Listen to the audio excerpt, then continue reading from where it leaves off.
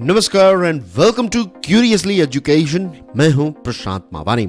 दोस्तों, एक लेटेस्ट खबर यह है, यूनियन गवर्नमेंट ने मॉडिफिकेशन किया है एक स्कीम में। इस स्कीम का नाम है production linked incentive scheme for information technology hardware. अब मॉडिफिकेशन किया है, इसका मतलब ये है कि ऑलरेडी ये स्कीम जो है वो चल रही थी, इसका एक वर्जन चल रहा था। अब मॉडिफिकेशन से इस स्कीम का एक नया वर्जन जो है वो हमें देखने को मिलेगा। सबसे पहले हम ये समझेंगे कि ये प्रोडक्शन लिंक्ड इंसेंटिव का मतलब क्या होता है। उसके बाद ये जो स्कीम है, स्कीम 2.0, इसके साथ जुड़े हुए कुछ इंटरेस्टिंग फैक्ट्स को देखेंगे। फिर मैं आपको ये समझाऊंगा कि सरकार ने इसकी शुरुआत कैसे की। सबसे पहले सरकार ने स्मार्टफोन को लेकर एक स्कीम निकाली। इसके सक्सेस के बाद सरकार ने आईटी हार्डवेयर के पीएलआई को लेकर एक स्कीम निकाली थी, राइट, जिसको हम स्कीम 1.0 कहेंगे। ये स्कीम 1.0 जो है वो सक्सेसफुल रही नहीं रही उसको समझेंगे, और फिर क्यों ज़रूरत पड़ी सरकार को ये स्कीम 2.0 को निकालने की। अब ये स्कीम 2.0 जो है, इसके मेन फैक्टर्स को देखेंगे, एक बिग पिक्चर इसका देखेंगे, और लास्ट में हम ये देखेंगे कि हमारे जो आईटी मिनिस्टर हैं उनका इस स्कीम को लेकर क्या कहना है। तो let's start our discussion with what is PLI. PLI का मतलब होता है प्रोडक्शन लिंक्ड इंसेंटिव। जितना आप प्रोडक्शन करेंगे उस हिसाब से आपको सरकार की तरफ से थोड़ा बहुत फाइनेंशियल सपोर्ट दिया जाएगा। इसको कहते हैं प्रोडक्शन लिंक्ड इंसेंटिव। अब ये गवर्नमेंट के द्वारा लॉन्च किया गया एक इनिशिएटिव है। इसके दो बड़े लक्ष्य हैं। नंबर 1 इज हमारे देश में डोमेस्टिक मैन्युफैक्चरिंग को और ज्यादा बढ़ावा देना है। डोमेस्टिक मैन्युफैक्चरिंग जब बढ़ता है तो सरकार को ज्यादा टैक्स भी मिलता है, क्योंकि कंपनीज जो है वो प्रॉफिट कमाएगी। दूसरी चीज, ज्यादा जॉब्स जनरेट होगी। इसके अलावा ये प्रोडक्शन जो है इसको और ज्यादा एक्सपोर्ट किया जाएगा, राइट, तो इससे भी सरकार को फायदा होगा, जॉब्स जनरेट होगी, ज्यादा टैक्स मिलेगा, तो बहुत सारे इकोनॉमी को बेनिफिट मिलते हैं। इसी के साथ साथ दूसरा बड़ा लक्ष्य ये है कि कुछ ऐसे सेक्टर्स है, की सेक्टर्स में और ज्यादा इन्वेस्टमेंट जो है वो सरकार अट्रैक्ट करना चाहती है। ये इन्वेस्टमेंट डोमेस्टिक भी हो सकता है या फिर फॉरेन भी हो सकता है, इट डजंट मैटर, लेकिन दो इसके बड़े लक्ष्य है, प्रोडक्शन को बूस्ट करना और ज्यादा इन्वेस्टमेंट को अट्रैक्ट करना। अब दोस्तों, हमारे देश में जो मैन्युफैक्चरर्स हैं, बहुत सारे ऐसे मैन्युफैक्चरर्स हैं जो प्रोडक्ट्स बनाते हैं, लेकिन वो उतने ज्यादा ग्लोबली कॉम्पिटिटिव नहीं होते हैं। द रीजन बीइंग, आप जानते हैं कि हमारे देश की इतनी कोई बड़ी खास ब्रांड्स नहीं है। व्हेन आई से brands, I am talking about global brands. अगर मैं कहूं कि रेबैन जो है वो एक इटालियन ब्रांड है, पूरी दुनिया में फेमस है। जर्मन कार्स पूरी दुनिया में फेमस है। अमेरिकन बहुत सारे प्रोडक्ट्स जो है वो पूरी दुनिया में फेमस है। ब्रिटेन की भी ऐसी कंपनीज हैं, जापानीज वॉच मेकर्स हैं, कार मेकर्स हैं, वगैरह वगैरह। लेकिन ग्लोबल लेवल पर कौन सी ऐसी इंडियन ब्रांड्स हैं जो फेमस हैं? इतनी कोई खास ब्रांड्स जो है वो फेमस नहीं है। तो हमारे पास हमारी जो मैन्युफैक्चरिंग कैपेसिटी है या फिर कंपनीज हैं, उनके पास वो कुछ कॉम्पिटिटिव एजेस नहीं है। लेकिन प्रोडक्शन लिंक्ड इंसेंटिव से क्या होता है कि फॉरेन की कंपनीज जो हैं वो अगर अपना प्रोडक्शन हमारे देश में करते हैं तो उनको कुछ फायदा मिलेगा। सरकार जो है वो कुछ पैसे उनको देगी, तो उससे ये होगा कि ये सारी कंपनीज का प्रॉफिट बढ़ेगा। फिर ये सारी कंपनीज जो है वो हमारे देश में प्रोडक्शन स्टार्ट करेगी, तो लोकल कंपनीज के साथ उनका टाई अप होगा। तो लोकल कंपनीज को वो नॉलेज मिलेगी कि कैसे ये सारी अलग अलग कंपनीज जो है वो ग्लोबल ब्रांड बन पाई।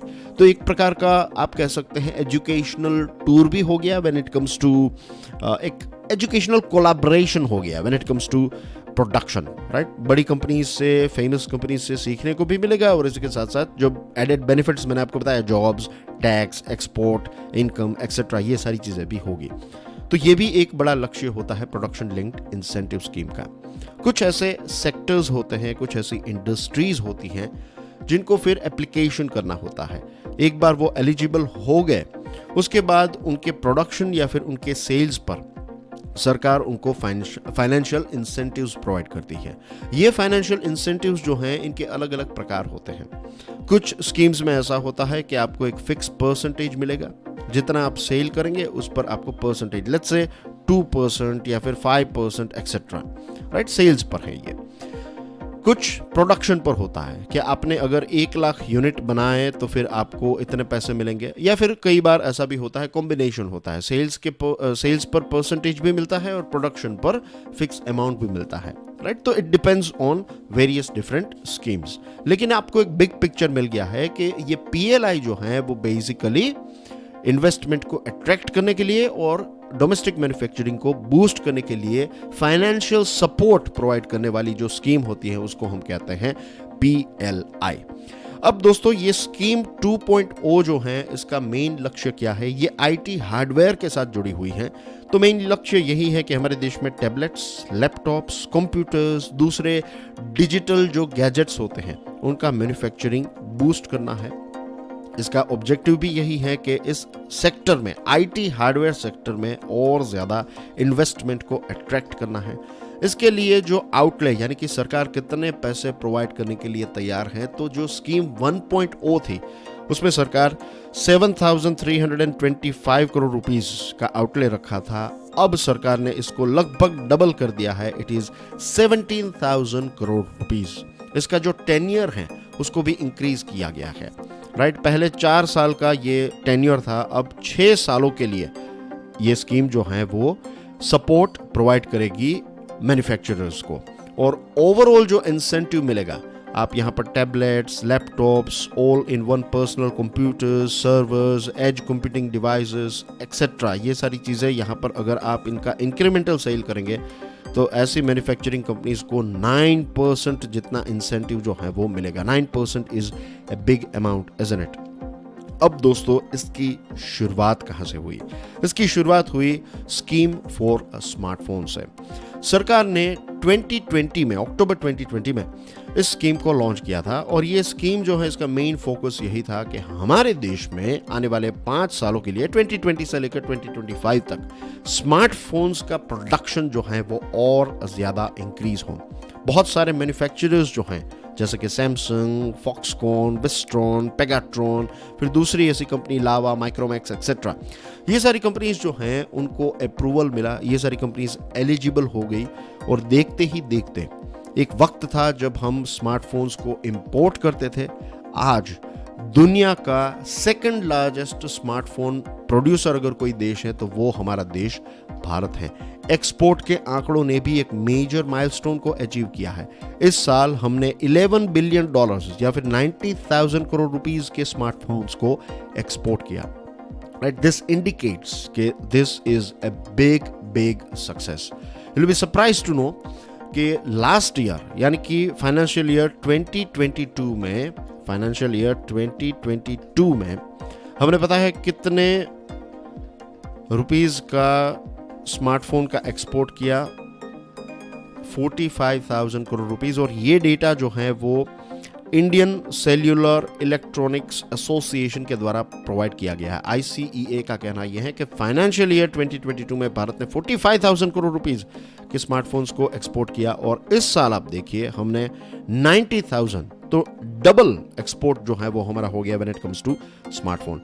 दिस इंडिकेट्स कि ये स्मार्टफोन वाली जो PLI की स्कीम थी वो काफ़ी सक्सेसफुल रही। तो इसका सक्सेस जैसे मिलता गया तो सरकार ने सोचा कि IT हार्डवेयर को लेकर भी एक स्कीम जो है वो लॉन्च करनी चाहिए। फिर सरकार ने फरवरी 2021 में इस स्कीम को लॉन्च किया फॉर IT हार्डवेयर। इसको हम स्कीम 1.0 कहेंगे। लेकिन ये स्कीम जो है उसको उतना ज़्यादा इंडस्ट्री से सपोर्ट या फिर रिस्पॉन्स जो है वो नहीं मिला। उसके पीछे भी 2 रीजंस थे। नंबर 1 रीज़न वो कि इंसेंटिव्स जो प्रोवाइड किए जा रहे थे वो उतने ज़्यादा अट्रैक्टिव नहीं थे। एंड सेकंड थिंग वो कि कोविड की वजह से बहुत सारी जगहों पर सप्लाई चेन जो है वो उतनी अच्छी तरीके से स्मूथली काम नहीं कर रही थी। तो ये 2 रीजंस की वजह से ये स्कीम जो है वो उतनी ज़्यादा सक्सेसफुल नहीं रही।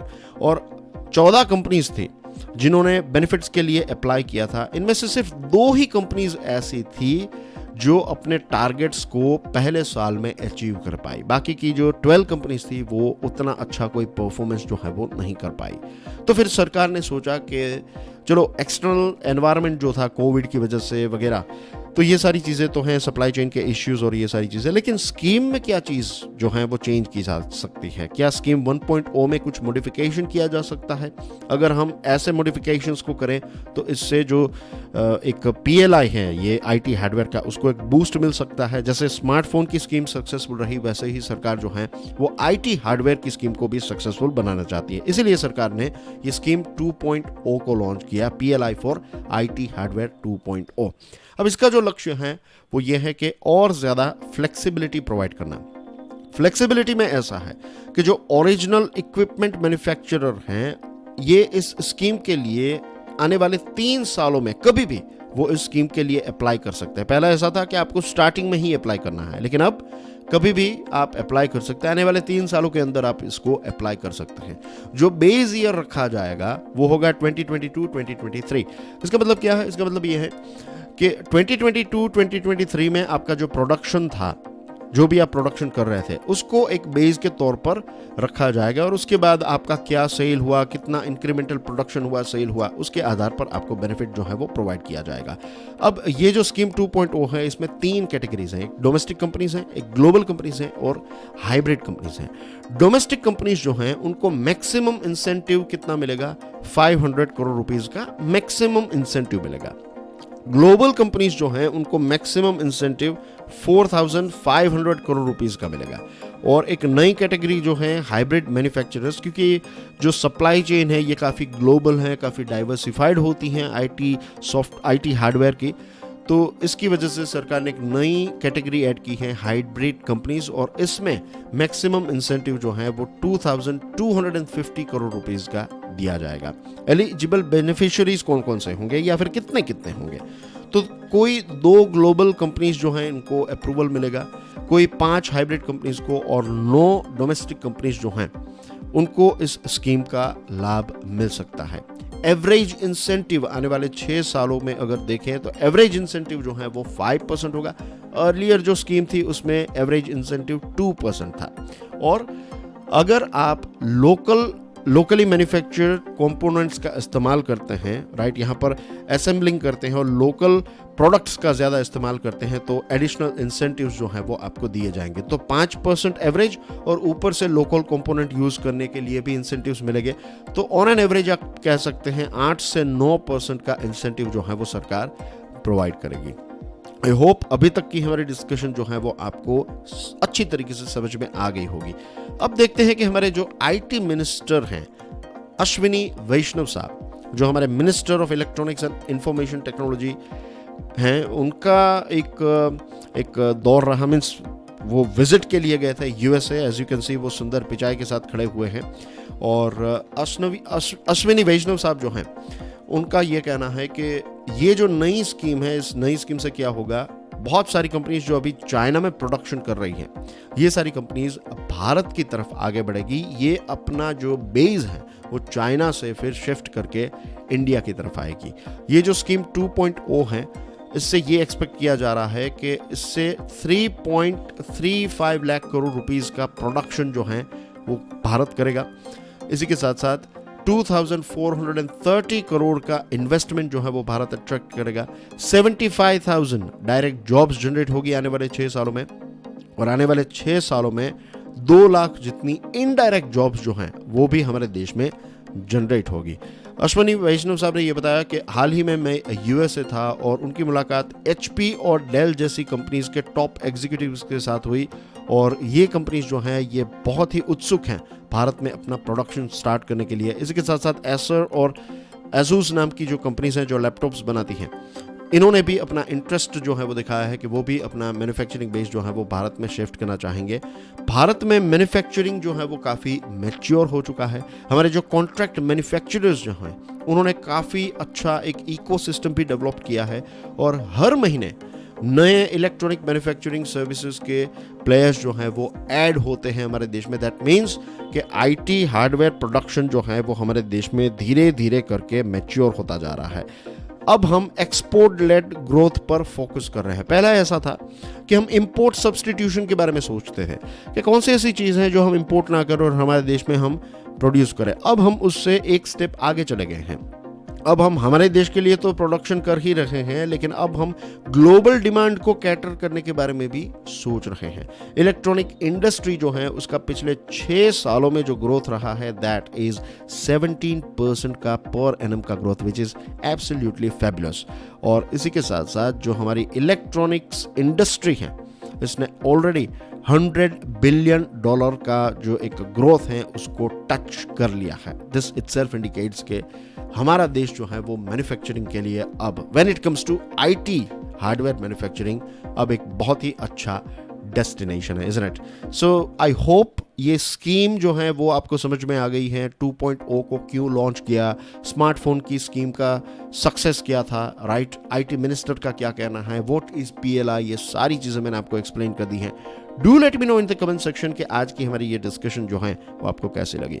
I'll see you soon with some more interesting topics. Till then, enjoy your studies. This is Prashant Mavani signing off. I'll see you soon. God bless you all. Jai Hind.